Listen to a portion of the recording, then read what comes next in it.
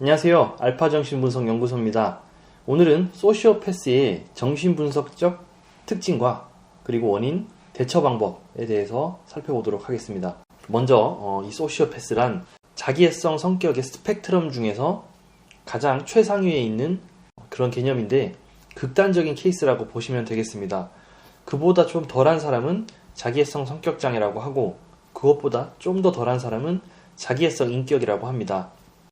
이것을 병처럼 취급하시면 안 되고 우리 누구나 어느 정도는 다 자기애가 있기 때문에 정도의 차이라고 보시면 가장 좋을 것 같습니다.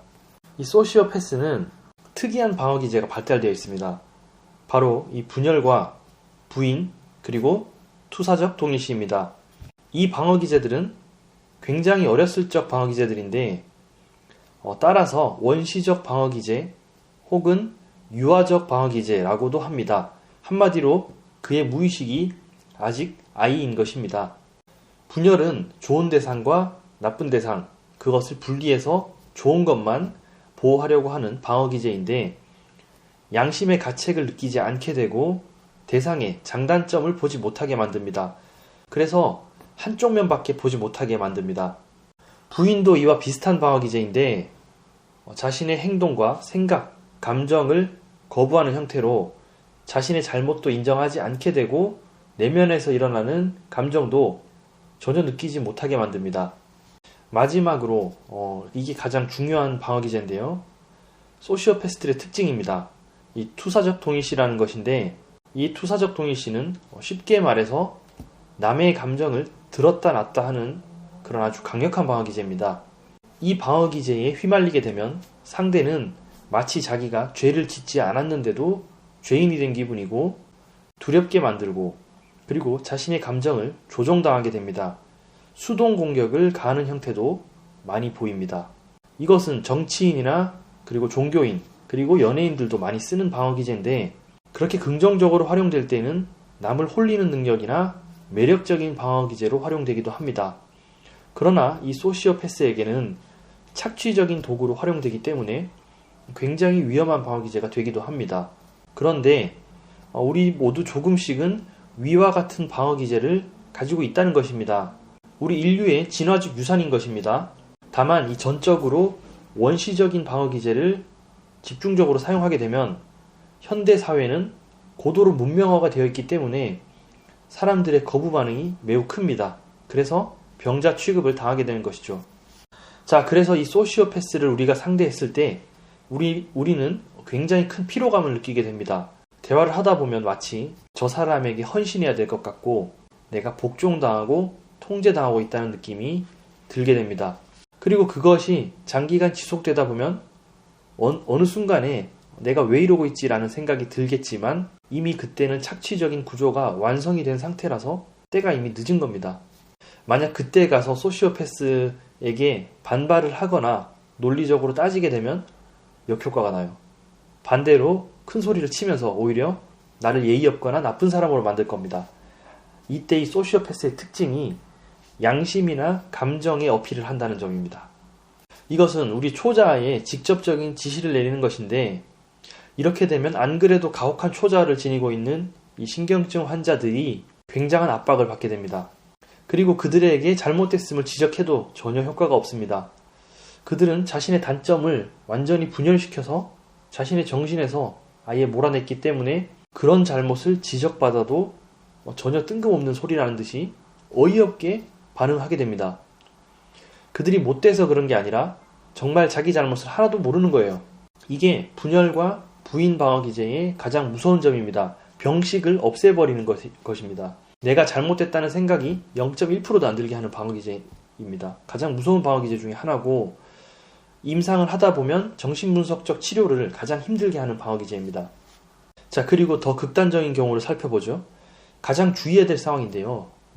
그것은 바로 의존성 성격장애자와 소시오패스가 만났을 경우입니다. 이땐 정말 말도 안 되는 일 그리고 굉장한 일이 펼쳐집니다. 주변에서 보면 진짜 엄청 어이가 없는 일들이 많이 생기죠. 소시오패스는 남을 착취하고 있다는 생각을 전혀 하지 못하는 사람이고 그리고 의존성 성격은 상대가 나에게 좋은 것을 주고 있다고 단단히 착각하고 있는 사람들입니다. 그래서 둘 다 병식이 없기 때문에 그 구조는 꽤나 안정적으로 길게 갑니다. 이 외부에서 봤을 때도 터무니없이 착취적인 구조라서 소시오패스가 잘못됐다고 생각을 해서 그들을 지적하는 경우가 있는데, 그렇게 되면 오히려 이 의존성 성격 장애자들이 자신과 관계하고 있는 소시오패스를 편들게 됩니다. 그래서 아주 말도 안 되는 상황이 펼쳐지게 됩니다. 자, 이런 사례는 굉장히 많습니다. 인질이 범인을 동정하게 되는 스톡홀름 증후군, 그리고 착취하는 교수와 제자의 관계, 그리고 사이비 종교의 교주들과 신도들, 그리고 폭력적인 남편과 이혼하지 못하는 부인, 그리고 데이트 폭력을 당하면서도 계속적으로 사귀고 있는 연인 관계 등이 바로 그것입니다. 그리고 이런 소시오패스가 인격이 형성되는 원인에 대해서 한번 살펴보겠습니다. 소시오패스의 특징은 아주 강력한 자기애인데, 이것은 나의 리비도를 상대방에게 쏟지 못하고 자신 안에 고착되어 있는 상태예요. 그래서 이렇게 되면 자기 자신이 타인보다 너무 소중하기 때문에 당연히 타인은 안중에도 없습니다. 그런데 이렇게 남을 도구로 사용하면서까지 자기 자신이 너무 소중한 이유는 뭘까요? 그 이유는 바로 유년기 시절에 부모의 양육했던 태도가 불량했기 때문에 마음에서 이제 결핍이나 상처들이 생겨나기 때문입니다. 우리 인간은 태어나서부터 한 3살 정도까지, 그러니까 즉 영유아기 시절에 강력한 자기애적 상태에 있게 됩니다. 그렇게 하지 않으면 이 아이가 살아남을 수 없기 때문입니다. 이 시기에 아이는 너무나 취약해서 남을 신경 쓰고 싶어도 신경 쓸 수가 없는 상태겠죠. 우유를 받아먹고 안겨있는 영유아들은 어머니에게 매우 착취적인 모습을 보입니다. 조금이라도 못마땅하면 울고불고 난리가 나는 모습을 볼 수가 있을 거예요. 그래야만 그들이 살아남을 수 있기 때문입니다. 이 시기에 어머니가 아이에게 사랑으로 최선의 양육을 하게 되면 그때서야 아이는 충분히 좋은 내적 대상들이 자리 잡게 되고, 그 다음에 바로 직후에 오이디푸스기가 오게 되면서 정상적으로 타인을 향해서 애정관계와 관심을 쏟을 수 있게 됩니다. 즉, 난 이미 사랑을 충분히 받았으니까 이제서야 남을 위해서 살아야지 라는 마음이 생겨나게 됩니다. 내 생존의 문제가 먼저 해결되고 난 이후에야 외부의 것들이 눈에 비로소 들어오는 것이죠. 하지만 이 시기에 양육 태도가 불량했거나 타고난 공격성이 너무 큰 경우에는 자기애적 고착이 강하게 만들어지며 후에 자기애성 성격이 완전히 굳어질 수가 있습니다. 즉, 온전한 사랑을 받지 못해서 생존에 대한 불안이 생겨나고, 이 불안을 없애기 위해서 내가 가져야만 하는 대상이 결핍이라는 형태로 상징화가 되기 때문에, 그래서 이 결핍을 채우기 위해서 무엇인가를 얻기 위해서는 그것이 내 불안을 없애는 데 너무 필요하고 소중하기 때문에 상대방을 무자비하게 착취해서라도 그것을 쟁취하려고 합니다. 그래서 양심 따위는 개입할 여지가 아예 없는 것입니다. 자기 자신이 먼저 살고 봐야 되는 거거든요. 실제 세상은 그렇게 무서운 것이 아닌데 이들에게는 정말 세상은 박해적이고 무섭게 느껴지게 됩니다. 그것을 방어하기 위해서 자기애라는 형태의 그런 태도를 취하게 되는 거죠. 이들은 그리고 부모에게서 받지 못한 애정을 자기 자신에게 스스로 보상하고 있는 형태인 거예요. 그래서 어떻게 보면 굉장히 마음이 아픈 겁니다. 대처 방법은 2가지가 있습니다. 첫 번째는 아예 상종을 안 하는 겁니다. 즉, 피하는 것인데, 이 신경증 환자들이나 의존성 성격자들은 이들에게 굉장히 취약하기 때문에 더욱더 그래야 됩니다. 무조건 피하는 게 상책이에요.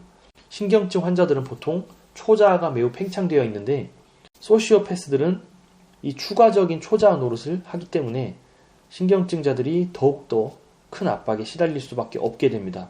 만약 그곳이 회사이고 직장 상사가 그렇다면 그래도 웬만하면 회사를 그만두기를 권유합니다. 경제적 여건 때문에 이 회사를 계속 다닐 수밖에 없는 경우다.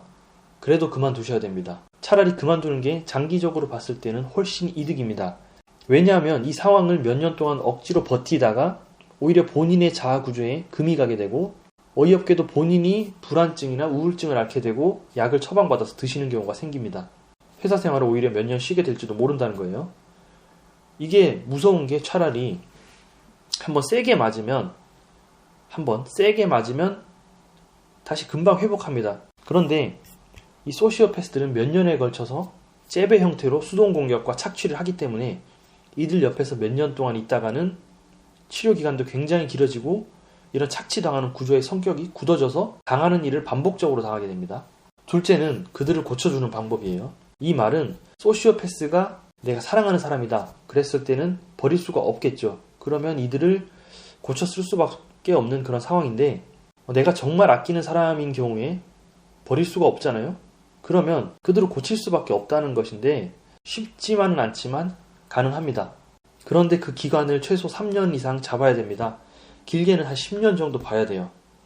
만약 소시오패스 본인이 정말 아끼거나 사랑하는 사람이 있다면 그 사람은 소시오패스 인격을 순식간에 변화시킬 수 있습니다. 그런데 이 소시오패스 인격자들이 이 정도로 존경하고 사랑하는 사람은 아마 거의 없을 거예요. 우리가 가끔 가다가 정말 고쳐쓰기 힘들다라는 사람들을 볼 때가 있잖아요. 그런데 놀랍게도 오랜만에 만나보니 성격이 확 변해 있는 경우가 있습니다. 정말 쓰레기 같은 인성을 지닌 그런 사람들이 배우자를 잘 만나거나 자신의 아이를 낳게 되어서 사랑하는 자녀가 생겼을 때, 그리고 자신이 존경하는 은사님이 자신에게 큰 사랑을 베풀었을 때, 그리고 힐러 원형인 인격을 만났을 때 순식간에 인격이 변화하게 됩니다. 그러나 이런 케이스도 극히 일부겠죠. 그래도 어쩌겠습니까? 사랑하는 사람이라면 그 사람을 변화시키기 위해서 한번 도전해보는 것도 좋지 않을까요? 사회생활에서는 진짜 몹쓸 사람으로 보이는 이 소시오패스들도 제가 상담을 해보면 각 개인의 그런 개인사를 들어보고 깊이 그 사람의 인격 구조를 파헤쳐보면 정말로 마음이 아픈 경우가 많습니다. 혹시나 정말 사랑하는 사람이라면 그들을 한번 따뜻하게 품어주는 건 어떨까 하는 그런 생각을 갖게 됩니다. 오늘은 여기까지 하겠습니다.